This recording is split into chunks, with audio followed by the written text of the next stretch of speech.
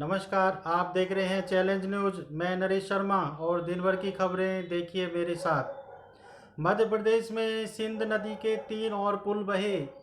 सिंध नदी ने ग्वालियर चंबल अंचल में तबाही मचा दी है।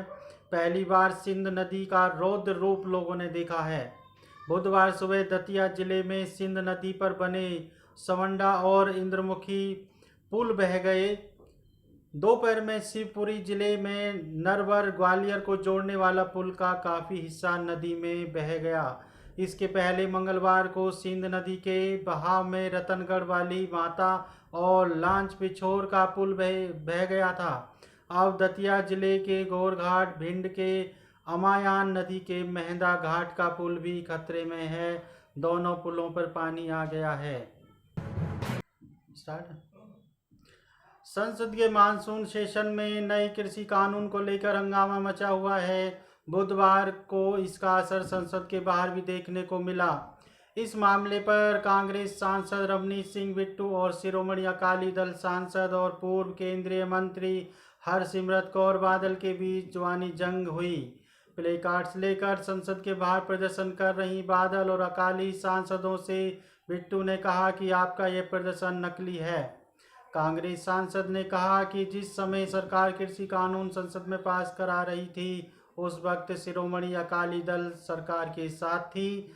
उसके किसी भी नेता ने केंद्र सरकार के बिल पर ऐतराज नहीं जताया था। मुंबई के चर्चित मनसुख हिरेन हत्याकांड में बड़ा खुलासा। 45 लाख की सुपारी देकर करवाई गई थी हत्या। मुकेश अंबानी के घर एंटीलिया के पास मिली विस्फोटक से भरी स्कॉर्पियो के मालिक मनसुख हिरेन की हत्या के मामले में नया खुलासा हुआ है। मंगलवार को इस मामले की कोर्ट में सुनवाई के दौरान नेशनल इन्वेस्टिगेशन एजेंसी NIA ने बताया कि मनसुख की हत्या करवाने के लिए 45 लाख रुपए दिए गए थे। NIA ने इस मामले में चार्जशीट पेश करने के लिए कोर्ट से 30 दिन का समय और मांगा है। मनसुख मामले में चार्जशीट पेश करने के लिए स्पेशल कोर्ट ने 9 जून को NIA को 2 महीने का वक्त दिया था। NIA का कहना है कि इस मामले में फंडिंग किसने की थी ये पता लगाने की जरूरत है। जांच एजेंसी ने यह भी बताया कि अब तक 150 गवाहों के बयान दर्ज किए गए हैं। दिल्ली में दलित बच्ची से रेप और हत्या के मामले में राहुल गांधी बोले पीड़ित परिवार को इंसाफ दिलाएंगे। दिल्ली में 9 साल की दलित बच्ची के रेप और हत्या के मामले में कांग्रेस नेता राहुल गांधी ने बुधवार को पीड़ित परिवार से मुलाकात की। इस मुलाकात के बाद राहुल ने कहा कि पीड़ित परिवार इंसाफ चाहता है, उन्हें और कुछ नहीं चाहिए। पीड़ित परिवार का कहना है कि उनके साथ न्याय नहीं हो रहा है, इसलिए उन्हें मदद की ज़रूरत है। राहुल गांधी ने कहा कि इंसाफ मिलने तक हम उनके साथ खड़े रहेंगे। बता दें कि इस मामले में नांगल गांव के शमशान में स्थित मंदिर के पुजारी राधेश्याम समेत 4 लोग आरोपी हैं। वोडाफोन आइडिया खत्म हो सकती है क्या?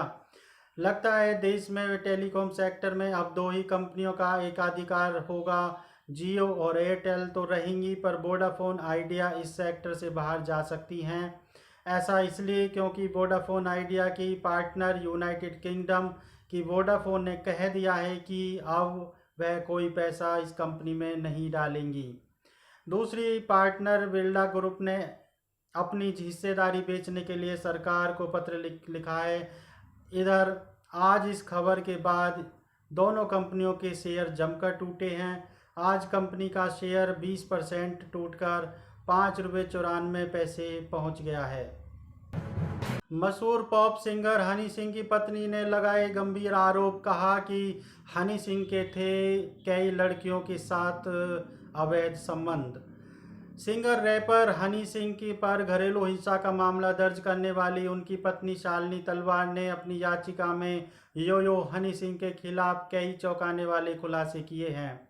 हनी सिंह की पत्नी ने यह भी कहा कि सिंगर के कैरियर को पेश मिलने के बाद वह उनके साथ रूड और अग्रेसिव हो गए थे।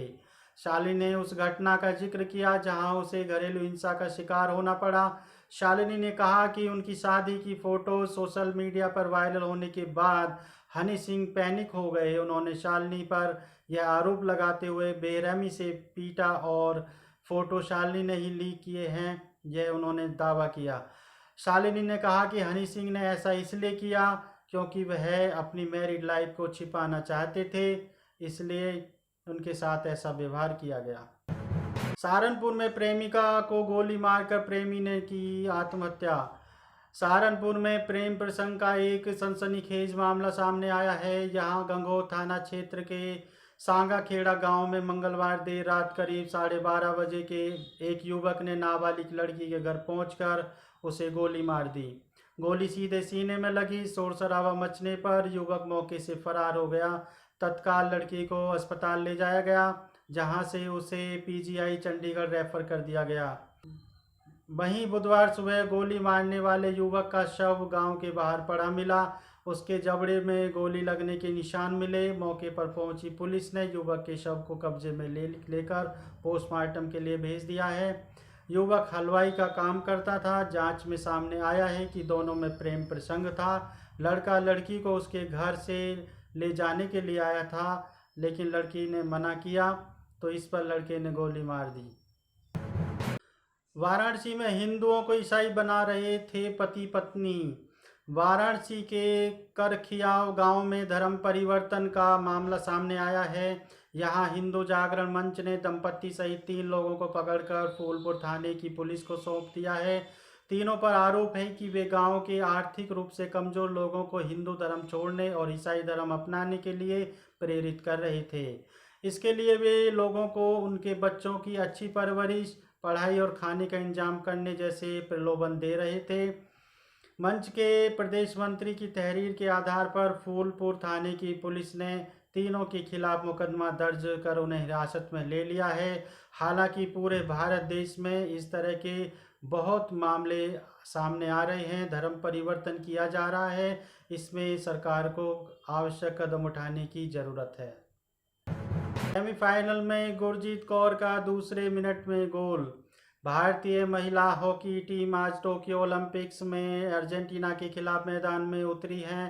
भारतीय समय के अनुसार मैच शाम 3:30 बजे शुरू हुआ और अमृतसर की गुरजीत कौर ने दूसरे ही मिनट में गोल दागकर अपनी कामयाबी का गुरजीत की नेशनल प्लेयर बहन और पंजाब टीम की कोच प्रदीप कौर ने भारतीय टीम को शुभकामनाएं भेजी हैं। प्रदीप ने टीम इंडिया को डटकर खेलने और जीत कर आने को कहा है। बेल बॉटम में लारा दत्ता बनी इंदिरा गांधी। इस फिल्म में इंदिरा गांधी के किरदार में नजर आएंगी और ट्रेलर में उनकी झलक ने सबका ध्यान अपनी ओर खींचा है। लारा ने कहा कि उन्हें एक फ़ोन कॉल आया और कहा गया कि उन्हें इंदिरा गांधी का रोल प्ले करना है। लारा ने स्क्रिप्ट सुने बिना ही हाँ कर दी थी।